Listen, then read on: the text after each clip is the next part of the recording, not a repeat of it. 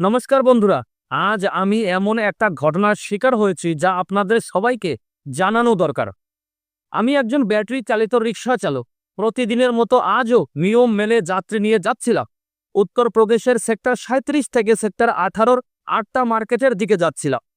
Traffic আইন মেনে গাড়ি চালাচ্ছিলাম, কিন্তু হঠাৎ সেক্টর 18 মেট্রো স্টেশনের সামনে ইউটার্ন নেওয়ার সময় ট্রাফিক পুলিশ আমাকে থামায়। কোনো কারণ ছাড়াই আমাকে আটকায়।